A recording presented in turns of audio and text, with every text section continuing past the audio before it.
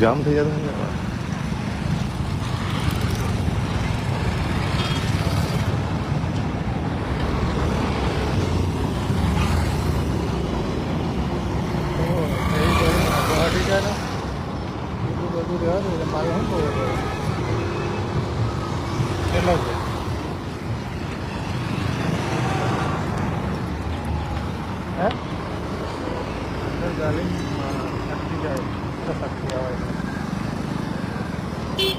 जल्दी हाँ पहुँची जो ऐसे नहीं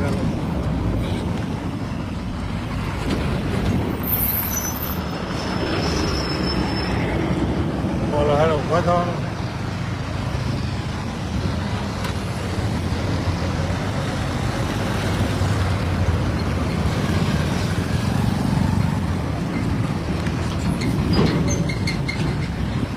બતાવજો મિત્રો આ મહલી ડબાસા કેનાલ રોડ છે જે પાદરા અને જંબુસરનો મુખ્ય માર્ગ છે ઘણા સમયથી બધા લોકોના ફોન આવતા હતા આગેવાનો યુવાન મિત્રો કહેતા હતા કે મહલી ડબાસા રોડ ઉપર ખૂબ ટ્રાફિક જામ થાય છે અને આ જે કેનાલ જે છે તમે જોઈ શકો છો કેનાલ છે ને બહુ સારી છે નેરો કેનાલ જે કહેવાય આપણા શબ્દોમાં અને પાદરા જંબુસર 4 લેન રોડ બની ગયો છે પણ આજ દિન સુધી આ જે મહલી કેનાલ જે છે તમે જોઈ શકો છો આ વિડીયોના માધ્યમથી એનું જે એસ્ટિમેટ બનાવવાનું આવે જે 4 લેન રોડ તો બની ગયો છે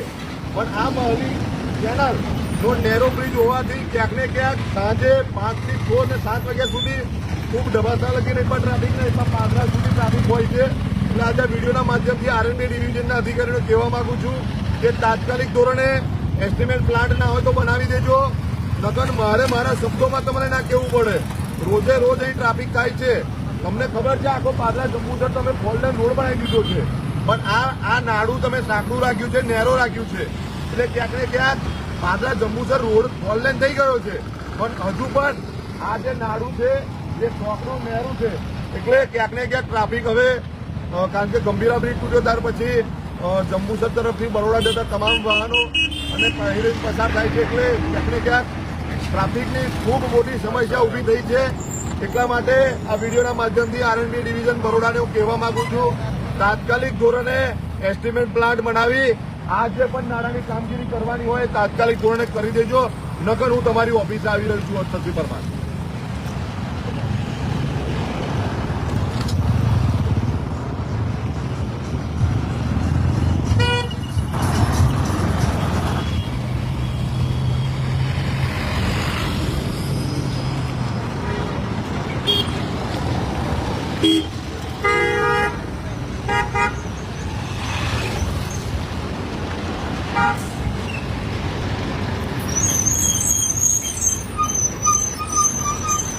મિત્રો તમે જોઈ શકો છો પાદરા જંબુસર 4 લેન રોડ છે